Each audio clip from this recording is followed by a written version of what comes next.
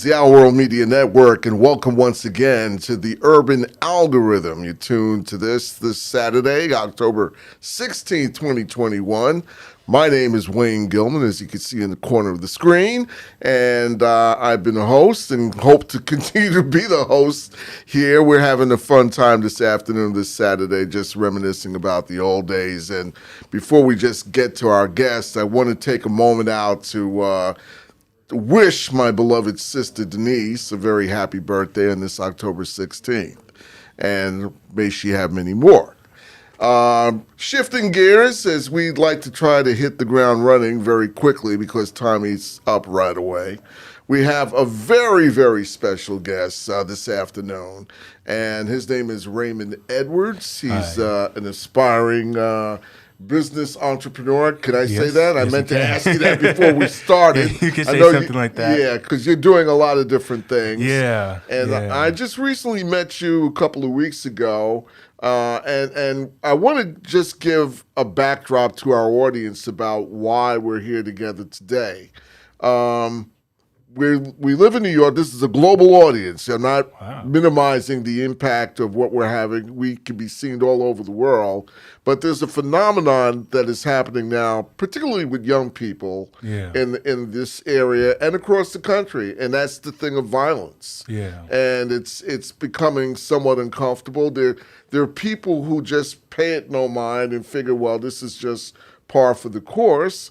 And the interesting thing, when we first met, you grew up in the same neighborhood that I grew up as a kid. Yeah. The difference is, and I'm talking about primarily Bedford-Stuyvesant, Brooklyn. When I was coming up, it was the most predominant Black and Latino community in the country, in the contiguous vicinity or the borderlines of the community itself, between Bedford Avenue in central Brooklyn and Stuyvesant.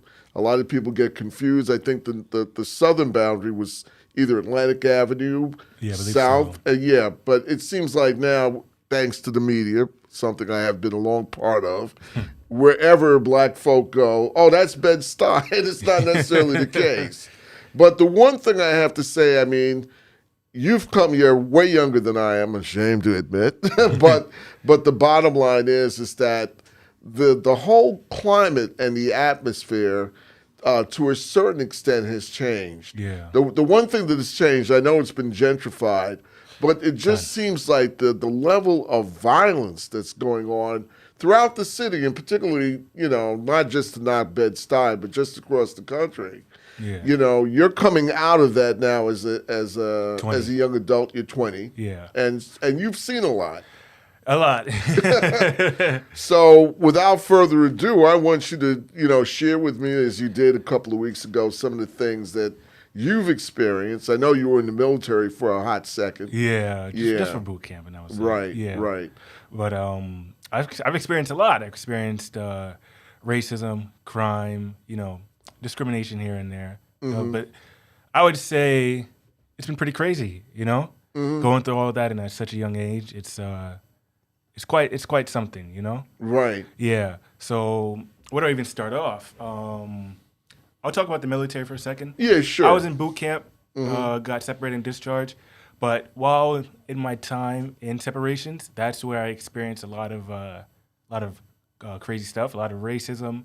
I would have people come up to me, say the N-word, say, "Oh, people like you are ruining the white race, diluting it, making it go away." I would have some people come say the N-word more in a friendly way, but you don't play those kind of rules. You don't say, "Oh, what's up, my N-word? What's up?" And you're a white person, saying that to me is kind of an issue. Well, it's funny because I'm glad you brought that up, because that's one of many subjects that I see now that should be discussed. Yeah. And I'm not saying, I come from a generation, at one time it was acceptable to say, my end this, my end that. One of our famous comedians back in the day, Richard Pryor, sort of gave license to that. And then there were people who felt that artistically it was okay to say. But I personally am still offended when I hear the word. I don't understand how. And I know white kids, when they interact with each other, No, they definitely say it. Yeah, but what's that about? I would say it's like something that's taboo. People get attracted to doing something that's against the rules. They see it as, oh, well, we can't do this. That means it must be cool. So they'll say it among themselves, and now they're getting a little bolder to where they'll say it to a black person, be like, "What's up, my N-word?" Because for so long they've been told they can't say it. It's that, I would say, that growth and that allure to it. That it's so bad, like I want to do it. Yeah, but, and I can understand sometimes, we all come from at least a history where we try to test our parents. I used to listen to, my family's from Trinidad in the Caribbean, and I'm first generation here born. And when I was in my teens, I used to listen to the local rock and roll R&B music back in the day in the 60s. Yeah. And I particularly, used to like listening to James Brown. We talked about him a moment ago. Yeah. And I would put the record on, and then, my mother would turn around and say, "Take that crap off, I don't want to hear this kind of music." And she would put on her soca records and Calypso. This is music. That is, well, God rest her, before she died, she was actually listening to James Brown for a minute. Really? But the deal is, what I'm saying is that it seems like a lot of young people, this part has not changed, has been influenced by music and what they hear. Oh, yeah, a lot. And that's where I'm going with this question. Yeah, I would say music definitely in this generation has influenced a lot of the way of culture, the way people are nowadays, slang. It's more like a veneration. That's what you see. That's what influences you. So a lot of the behavior, especially when it comes to stuff like gangster rap and hip hop, it has a big, wide reach and influence over a lot of young people nowadays. So when you see the violence, as would you say that's a byproduct of what they're hearing or what they're? I'd say it's a proper mix. It's a mix of that, and it's a mix of a lot of societal things. But the music definitely has an influence, because nowadays, I would say there's no backlash to being a gangster. It's cool, You get a nice car, you get women, you get money, you get power. Why wouldn't you want to be a gangster? You get all this fame, and you see all these guys, who made it from the streets, who was in a gang, who was rapping, who went to jail, and now they're making millions, and now they're a star. A lot of young people look up to that and be like, well, if he did it and this guy did it and they got everything I want, they're going to do it too, Yeah. Yeah. And there's no end to that. I mean, there's so many people that we know, 50 Cent, Suge Knight, recently R. Kelly. I mean, I'm astounded with some of the stuff that he was able to get away with. It's crazy. Do you think the horse is out the barn? It's too late to change the course, or what would it take to, you think, bring back some modicum amount of normalcy out here? Personally, I say it's a bit out of the bag at this point. Now that you have the internet, social media, you kind of can't put that back on the wraps. Mm-hmm. You could try to ban it in a sense, but when you ban something, it just gets more popular. It gets more popular. So I definitely say, with music, it's out of the bag. But a way to try and curb its effect is something I would like to talk about. Is it's fatherhood. A lot of young kids, especially Black and Latino. I just looked up earlier. They have a lot of single parent household rate. For Blacks, it's like either 72 or 69%, and Latinos it's 42%. And I don't have all the data on me right now. Right. But it's commonly known when you have a single household. I'm not saying all single mothers are that bad, but when you grow up in a single household, you do have a higher chance of going to prison, joining a gang, less employment opportunities, Mm-hmm. And so I would say a way to curb music's influence from creating all these kids on the streets, bring back fathers. Fathers always have that role of disciplining their child, especially a young man and a son. So I would say if you bring a father back in a home, it could kind of curb all these people you see in the streets, give them that structure that they need. Right.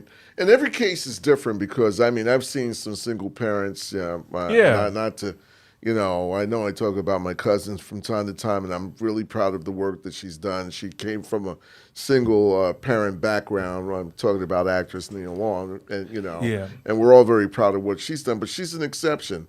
I remember when I got out of radio some years ago and decided to go into teaching, I had an opportunity to work at a charter school, which is no longer around in the South Bronx. And one of the students that I had, young man, and I wouldn't even say that he was a teenager because these were young adolescents I was basically giving instruction to in terms of reading, English, and math and stuff, basic stuff. I would always have a problem with this one kid that would, I won't call his name, but he would go to the computer, figure out a way to bring his father's information up on screen. Yeah. I had no idea that his father had done murder. What? Yeah. And he was in, not Rikers, but I think Denimore, one of the prisons upstate New York. And, he would turn around and say, well, this is my dad. I want to be just like him. Wow. And I was astounded. I would say, blah, blah, blah. I don't think you want to go that route, And I could see in some of his behavior why he was disruptive. And I mean, it's not to say he was at an age where, and I'm not talking about ADD. I mean, there were people in that age group that would just try anything. But it would always bother me, when I would see him pull his father up on screen. I don't mean to boast, but I came, from a single mother household. And my mom, when she saw the environment that we're in, she always tells me, she made sure that me and my siblings would never be like that. So when I grew up, she was always on me about books. Right. Always make sure I was reading the book, I was doing work, I was advancing myself in academics, and I really got to thank her because now, compared to a lot of people who I grew up with, I'm pretty ahead. I'm well read. I get myself in a lot of things. I stay out of trouble. And you've had some interesting jobs. I mean, apart from boot camp. Yeah, I've had security. Right. And I've had a lot of crazy experiences with that. I've had doorman. And currently, I'm a mechanic in training, so I'm trying to hit up some dealerships today. Right. Yeah. And that's another thing, too. I see so many talented young people in the city. There's something I noticed that's new now. These chop shops that you see at corners in different neighborhoods where somehow they will get the carcass of an old beat-up car and, somebody would cannibalize it, put it back together and sell it. I mean, that's nothing new, but I'm just seeing more young people doing that. Yeah. And it's against technically the law, but, the deal is if that stops that person from using a gun to shoot me or if he's doing something constructive, it's not as bad. Yeah, it's not as bad. But again, you're showing it's a poor reflection on the areas in which you tend to do this sort of thing. I would say in regards to that, a lot of these young people who are talented and gifted and who are able to put back a car, I would say give them some alternative programs. Going through the school system myself, there wasn't really that much of a push towards trade school or technical school or vocational schools. It was always, you got to go to college. You want a good job, you got to go to college. You got to go to college. Yeah. And so when you just have that one-track way for a lot of students and a lot of young people, you're kind of crushing their talents in a sense to where you're just focusing on, well, go to college and you'll get a good job. Right. But as we know, not every job requires college. Some requires more experience. Yeah. And with a lot of young kids who are talented, it's better to, in my opinion, to try and have them work with their hands, have them, do something, have them explore what they can do. Because, a young guy who's being told to go to college, you don't know if he could be a good carpenter, he could be a good electrician, mechanic, welder, he could be a lot of things. I'm in trade school, and me and my friends, we could do a lot of cool things that if we went to college, we probably wouldn't have explored, Well, have you considered college, or you just feel that you're better off where you are now? I considered it in high school. Didn't really think it was for me. I do think about it from time to time. If I ever did went, I'd probably go for engineering. Yeah. Yeah, but still now, I don't really think it was for me. I like working my hands, and that's how I learn better, Right. There's so much you could do with just a desk and just write things down. But when you work with your hands, you get that feel. it's better suited for me, you know? Yeah, I'm glad you brought that up because, right now, as a result, one of the byproducts of the pandemic is the fact that a lot of people were home. Last year. They were living on unemployment. Some people weren't paying their rent, and that's a whole nother story by itself that I could talk about. Yeah. But the bottom line is that there are people now, very talented people, who figured out, well, gee, I could work from home. And more importantly, I'm not going to go back to my job as a dishwasher or a cook. I think that's What's really your take on that? When it comes to this pandemic, and we recently a labor shortage, I think it's a mix of, well, I would say one, pay. A lot of people working for low wages. And right. Two, there is a certain aspect of respect and dignity because a lot of jobs nowadays, you'll have an employer who thinks that, oh, well, you need this job, I'll treat you 5 ways from Sunday, Yeah. And so a lot of people probably had it in their head to where they lost that sense of job security. Right. And when they found out either being laid off or, told you got to stay home, once they found that they're not essential and they really have no sense of job security, they can be fired or just kicked off at any time and lose that sense of that stream of income. Why would you go back to that? Why would you go to a place that there's little value? Aside from getting a paycheck, is it worth it? Is it worth going to a place that you don't know if you're going to get paid tomorrow? Right. So a lot of people have probably woken up and seen that they could do a lot instead of working at, say, a hair salon, making probably a little bit above minimum wage. If they start their own, they're bringing in clients, customers, and they found their sense of purpose in a way, that they could rely on themselves and build something for themselves and rely on another person. Right. Well, everybody, to a certain extent, I agree with you in that it basically is giving rise to entrepreneurial skills. Yeah. Even if you don't know anything about business, you know that your talent was responsible in part for making someone else's business successful. Yeah. Today, you could build your own brand and be just as successful. But, there's still a need for somebody to do, the formidable task of, like, for instance, the longshoreman, someone involved in unloading ships. Yeah. There's a lot of, I don't know if you've seen this recently, it's been very much in the news, not just on the East Coast, but the West Coast, where you have all these ships I saw offshore. That. Yeah. And they have, products that need to be placed on shelves in different stores and things like that. And they don't have the manpower. No one wants to do that anymore. It's pretty crazy. I think, as I said earlier, I think it's a mix of respect, dignity as a worker, and monetary reasons. Because a lot of people for a couple of years have been complaining of wages. They're not getting paid enough. Everything's getting expensive, and they need their wages to increase. So I think it's a mix of that. If employers started, giving better pay and that sense of, this is my job, I can keep it, I don't have to keep up at night worrying if this is going to be my last day. I think if there was sort of a mix back to that, you'd probably see more manpower, especially more on the wage side, because money does drive a lot of people. Right. So I would think that probably could solve the labor shortage. Yeah. Yeah. Well, we're going to take a little break right here. I didn't right. realize the time was going by so quickly. I'm so engrossed in this conversation. 15 minutes past the hour here on this October 16th, 2021. You're tuned to the Urban Algorithm. I'm your host, Wayne Gilman. We'll be back with more of today's show on the Our World Media Network right after this. All right, how you guys doing? Wait, how'd you get your video like that? Is that 4K or something? Right, you got us over here looking like a hot mess. No, it's actually a powerful live streaming app for Mac called Ecamm Live. You know what? Let me show it to you real quick.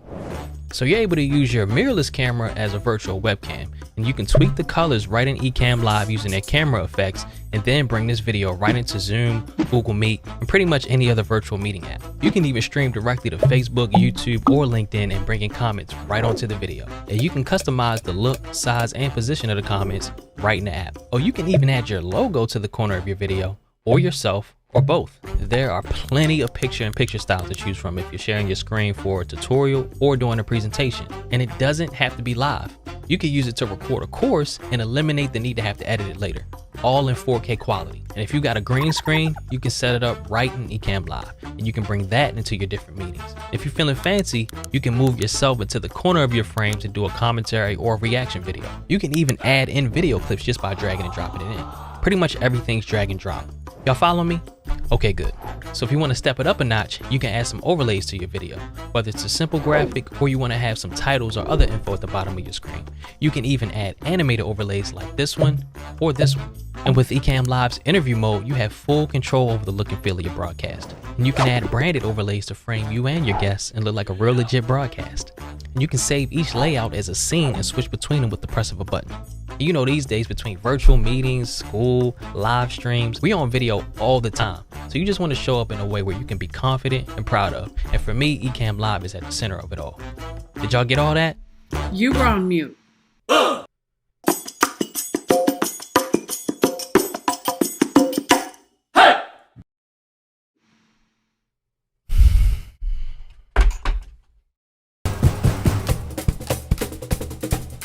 You get off the plane and you're like, wow, I'm alive. You have to breathe because it's breathtaking. Is the center of the world.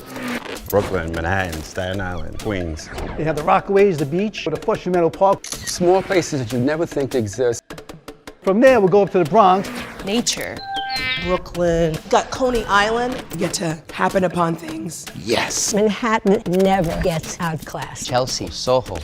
Hay cosas ya de lujo. Es un área bien fancy, ¿me entiendes? Go to the Empire State Building, go to the top of Rockefeller Center. Staten Island. Staten Island, there's something for everybody. New York City's an awesome place to come with family. You got things for kids, you got things for adults. Even like museums have amazing story times. That's the beauty of this organic city. It creates new flavors of what once was coming from another country. All of it. Everyone's welcome. The biggest rainbow in the world. El latest New York.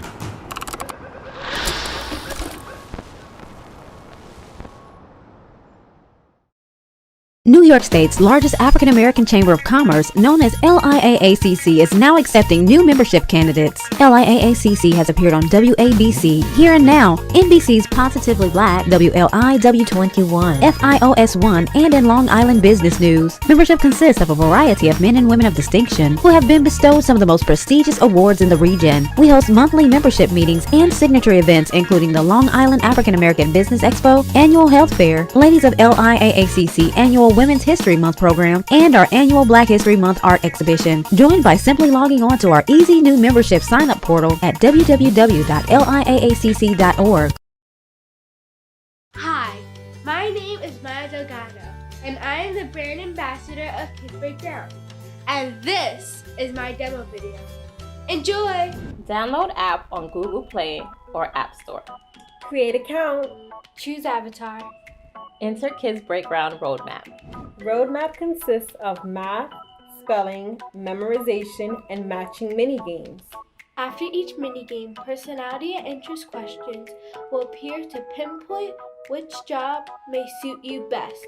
After completion of all 8 minigames, you will be presented with jobs you may want to learn more about. Read fun facts about all the different types of jobs within the law, science, and arts career. Use your gold bricks to make your job environment fully complete. Go back and play mini games to earn more bricks if needed. I hope you enjoyed the Kids Breakdown demo video. Make sure to download today and share with your friends. This platform will pave the way for kids who are just like me, the groundbreakers of tomorrow.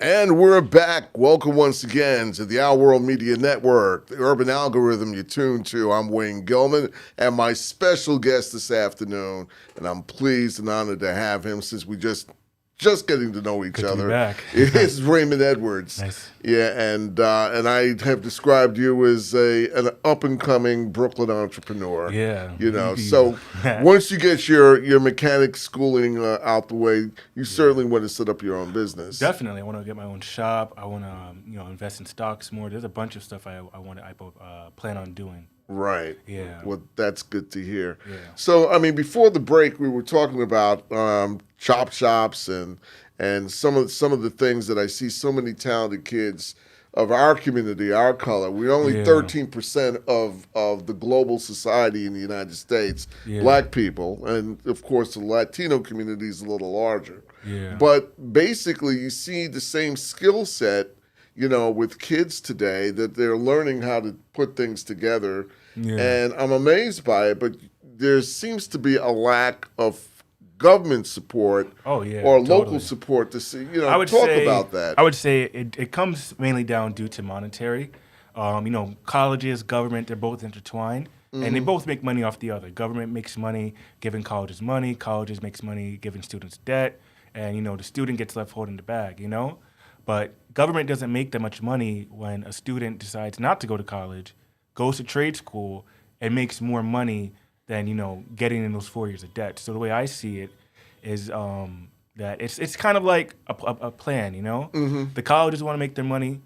Government wants to make their money. And the best way to keep having that money, that stream of income, is having more people come into debt, having less people have marketable skills, and keep them reliant on this government academia structure, And another thing I would like to talk about personally, I just started thinking about was when it comes to industry and our community, right?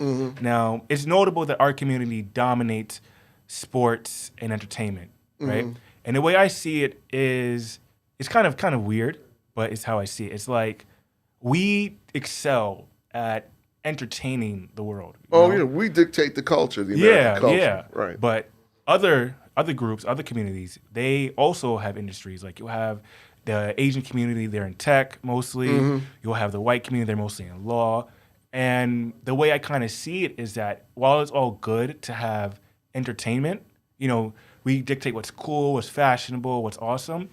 It is kind of a bad thing when we don't have an industry that's very vital, because people could do without culture more entertainment for a little bit, but you can't go without tech. You can't go without doctors or laws, And one thing I would like to see is that more people of our community get into more trades and get into more skilled labor to where they own, say, an industry, Not in the sense where everybody's controlling the piece, but more in the sense of that people unofficially know these group of people are good at these skills. And when you're good at these skills, you have that, I would say, community wealth. I'm looking for the term. And when you have that community wealth, you could build stuff like a Black Wall Street. You could build stuff like a Black generational. Community. You could have generational wealth and Black community wealth and another Black Wall Street to where, we're not as, say, reliant on other communities for our survival in a way, Right. Yeah.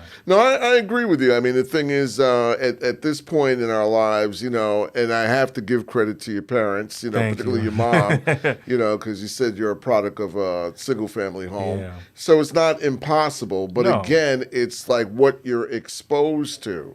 Yeah. And I think it's so much easier. I think basically the fact that so many of us are so skilled in entertainment and defining American culture is because they're trying to breed a subtle form of slavery. If we could just, keep their minds, off what really needs to be, in their lives to enrich their lives. I kind of see that as, as you said, a subtle form of slavery, especially when it came to the civil rights era and LBJ, I forgot, Lyndon B. Johnson, right? Right. When he introduced the Great Society, that kind of killed the Black family, because instead of having a father, which provides stability in the home, it was replaced with, well, if you don't have a father in the home, we'll give you this money, we'll give you all the support. And as much as an average man could try to compete with, say, the government has infinite amount of money and resources to provide. So I see that in a way that it killed the Black family. The incentive? I wouldn't say it wasn't. It was somewhat on purpose and somewhat out of the road. The way to hell is paved with good intentions. So it was paved in the idea of let's try to help the poor. But at the time, there wasn't as let's help the Black community. So in a way, I see it as it killed the Black family. Right? You have a skyrocketing single parent rate. you have the black community more dependent on a government that we, as we know, isn't fond of people of color. And the only industry we control is entertainment. All we could do is be a good sportsman or be a good singer or see what clothes is cool. And I look up to Huey Newton, Fred Hampton, Malcolm X. Those are my three favorite figures. And you weren't even on the planet when they no. were active. Yeah. And what I would like to see is sort of a mix of their dream of like black independence, black wealth, and black power. And what that means to me is self-reliance. Yeah. And a form of independence, not in a way where Malcolm X wanted to own nation. I don't think that would ever happen. But in a sense in where the black community and black people aren't reliant on, you know, the white government for aid, for handouts, so we're not under their control. Well, you know, just for your own edification, I'll say that there are more people who are white, who are dependent. We're only 13% of the population in this country. So when you look at the vast majority of people, you know, you may not be exposed to it every day. You're not living in West Virginia or you're not exposed to people who are working in coal mines and things like that. But it was to help everyone. But I agree. I think, again, there's still the racial factor that we have to worry about. And thank God we live in a country, because I know my ancestors left where they were to come here to basically educate their children and, you know, bring forth the generation that still exists today. And they've done well. I have to say, you know, all my, you know, siblings, relatives, cousins, and things like that.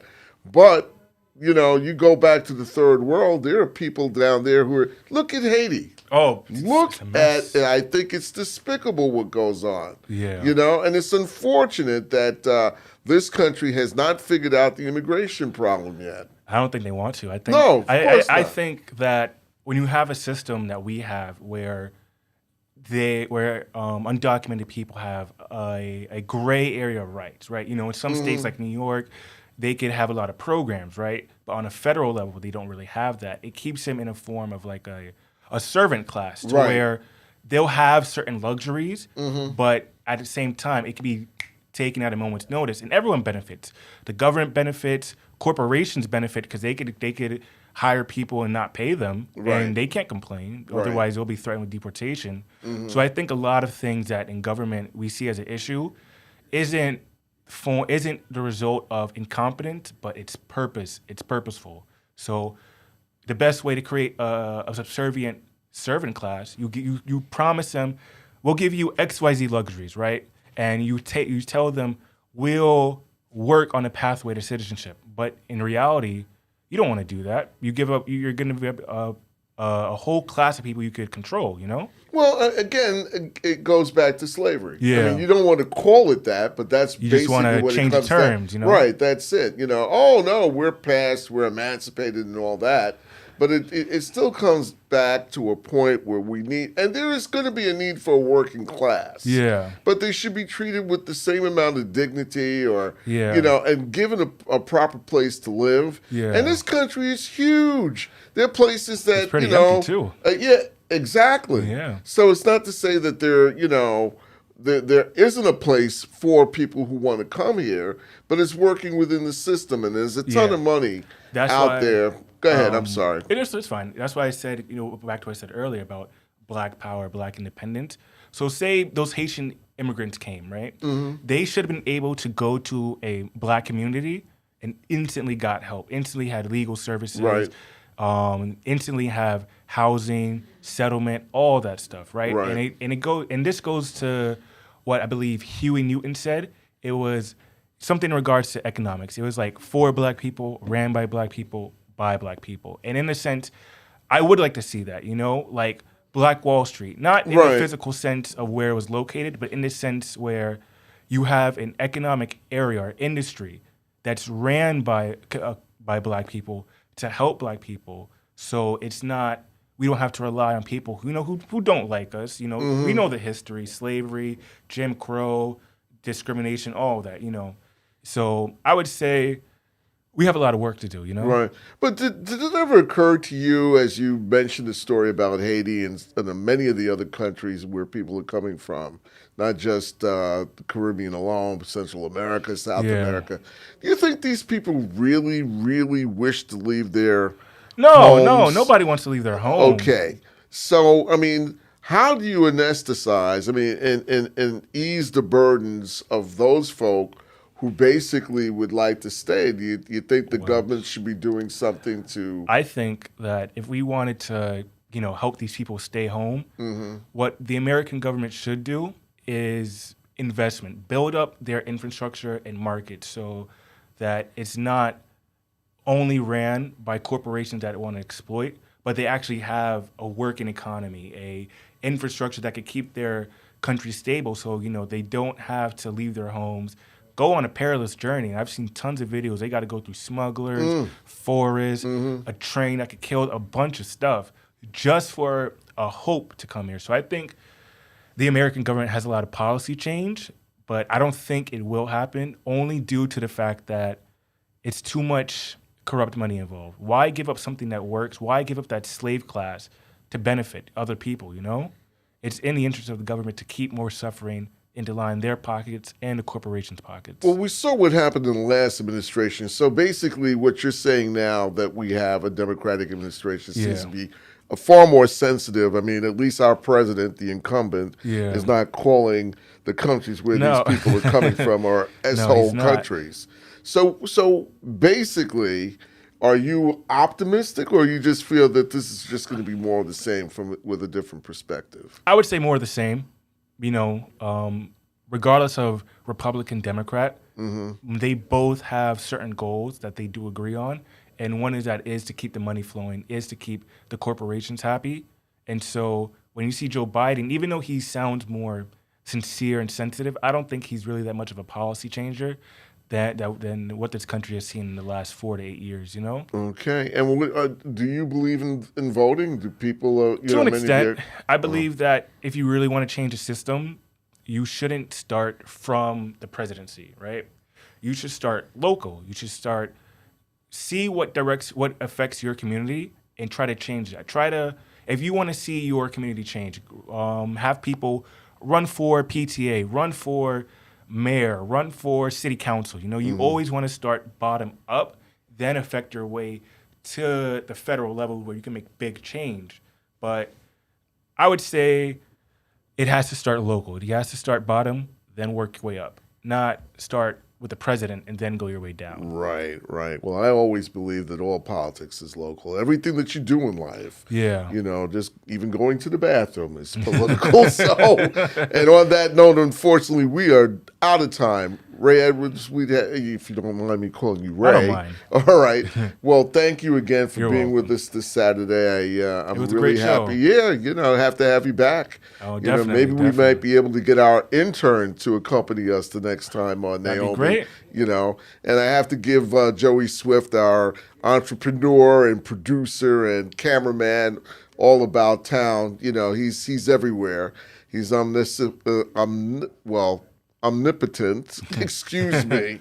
And I just want to thank you very much for being with us here for the Urban Algorithm. It's been my pleasure. We'll be back soon. All right. All the best. You too. All right. Take care. That's our show for this weekend. Thank you for tuning in. And we look forward to having you next week. If you liked what you heard, please give us a thumbs up. If you didn't like what you saw and heard, please keep that to yourself. But just the same, Urban Algorithm on the Our World Media Network. I'm Wayne Gilman. Have a great day.